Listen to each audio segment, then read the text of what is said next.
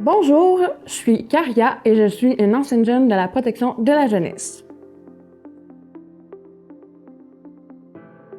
En fait, moi, j'ai eu des services de la protection de la jeunesse de l'âge de mes 1 an et demi à mes 17 ans. Ma mère, elle avait des problématiques de santé mentale, donc elle n'était pas en mesure de m'accueillir chez elle puis de mettre en place les règlements et le cadre nécessaire que j'avais besoin. Donc, j'ai fait plusieurs familles d'accueil ainsi qu'un foyer de groupe. La mission des grands frères et grandes sœurs de l'Estrie, c'est de créer des relations de mentorat inspirantes et déterminantes qui vont révéler vraiment le plein potentiel des jeunes, puis il va les outiller là, pour l'avenir.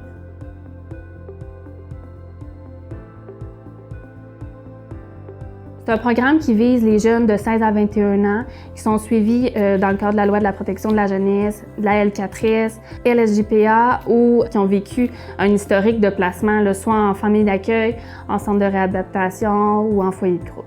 C'est un programme qui va permettre aux jeunes de 16 à 21 ans d'être jumelés avec un bénévole ou une bénévole adulte qui va devenir un guide, une personne de référence pour ce jeune-là. À l'âge de 17 ans, quand les services de la protection de la jeunesse se sont terminés, je me suis retrouvée rapidement seule en appartement et je partais d'un foyer de groupe où est-ce que j'avais eu beaucoup de services. Donc, quand je suis arrivée en appartement, je vivais beaucoup de solitude, beaucoup d'isolement.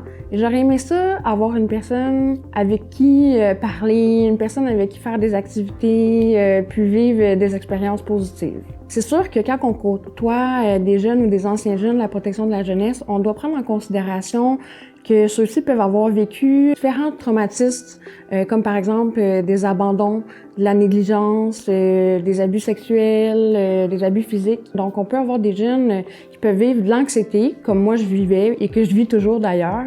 Il peut y avoir des jeunes qui vont avoir des difficultés au niveau de la motivation, donc des jeunes qui vont vouloir s'engager dans un projet, mais qui finalement ne poursuivront pas leur démarche. Donc, il y a vraiment différents défis, différents enjeux là, qu'on peut rencontrer. D'autres objectifs du programme de mentorat 16-21, c'est de permettre aux jeunes de développer des compétences là, au niveau de ses aptitudes sociales, ses aptitudes affectives. C'est aussi de l'aider au niveau de sa santé mentale, son sentiment de bien-être, puis au niveau de la préparation face à l'emploi et son engagement là, face à l'école. Si on prend en considération, par exemple, les autres jeunes qui ne sont pas pris en charge par le système, la majeure partie des jeunes ont leur réseau, ont leurs parents. Tu sais, c'est pas vrai qu'un parent va faire « Ah, ben mon enfant est rendu à 18 ans, il a plus besoin d'aide, je le soutiendrai plus dans rien. » Non. Tu sais, la majeure partie des parents vont offrir du soutien encore à leur enfant, même après 18 ans.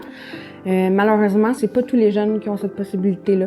Parfois, on peut vivre de la détresse émotionnelle et on a besoin d'avoir une personne à qui se référer, à qui en parler. Ça peut nous emmener à faire des meilleurs choix si on a quelqu'un pour nous écouter puis pour nous guider.